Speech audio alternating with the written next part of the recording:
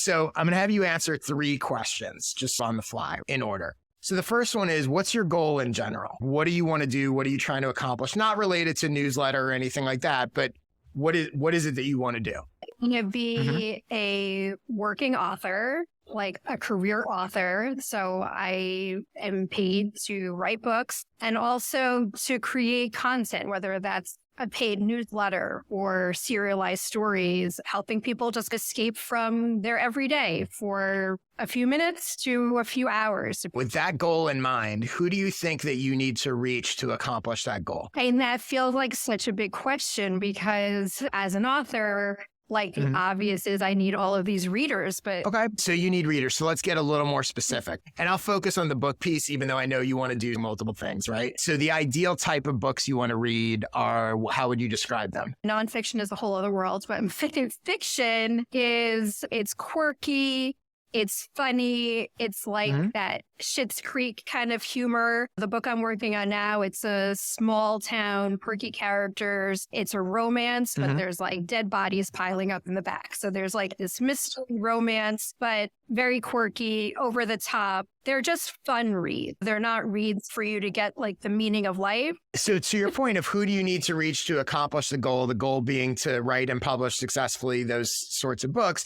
Yes, you need readers, but ultimately you need the types of readers that like those types of books. So you're already narrowing it. So if we're feeling like, oh, I need readers and readers is this massive thing, you actually need a subsection of readers who are interested in the kind of books that you want to write. And in thinking that through, you can go a step further and you can use examples of the kinds of people that like X, Y, and Z book. I don't know that market well enough to know, but I'm sure you know the kinds of people that like this person's book or this author are the kind of people that I would need to and want to reach.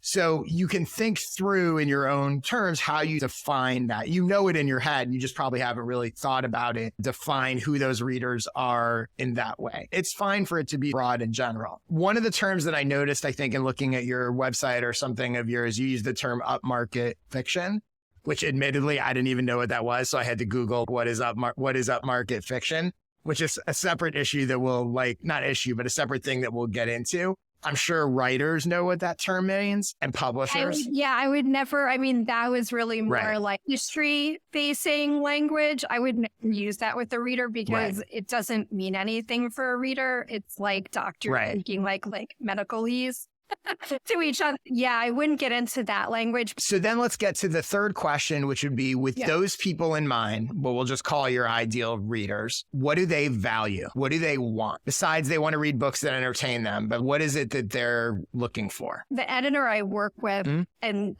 this answers your question, but in a roundabout way. So the editor I work with, in a lot of the scenes, she puts in the margin, like, what do you want the reader to feel here? And that's what you're crafting it around, the feeling of the reader, not even necessarily like of the character. For my books, because they're genre romance, they're going to have a happily ever after. So my readers want that happily ever after. They want that break from life. They want to feel hopeful that in these like horrible, crazy situations the characters find themselves in, that there is hope that these people can come together and figure out how to make it work. If you're asking what problem basically I'm like solving for them, I think they want a break from life. They want a break from their boredom. On a side of that, or I guess if you zoom out, that's what they want in these books. That's what's drawing them to these types of books. But also what they want, if you zoom out, is they want, how do I find more books like that? I like this particular style, this particular thing. How do I get more of it? How do I know which ones are worth my time and which ones aren't worth my time? So when you have that in mind, your newsletter, again, this is where you break from, it's not the Emily Klein newsletter.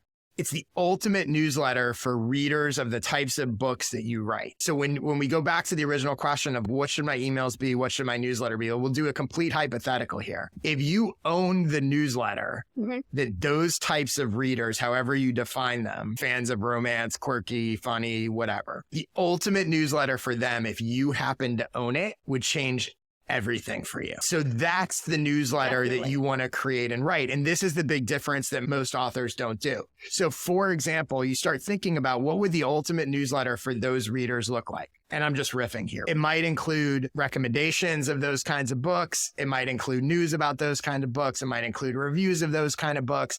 It might include behind the scenes stories, not necessarily just from you, but from authors that they know. Did you know X, Y, and Z about this thing? It might include interviews with authors of those types of books. It might surface, again, recommendations like, oh, if you love this book, here's 5 more books that you also might love. There is an overlap in this space, and we'll talk about this more in a second, but there is an overlap with readers and writers. Your main audience is readers, although some of those people are also writers. So it could include advice for writers that want to write those kinds of books. There's also some overlap with industry. So it's interesting to think about what would the industry that publishes these kinds of books, what could be in a newsletter that those people would be like, the agents, the publishers, the whatever, I got to subscribe to this newsletter. But that is the newsletter that you want to create, going back to the original point of growing an audience versus talking to your existing fans.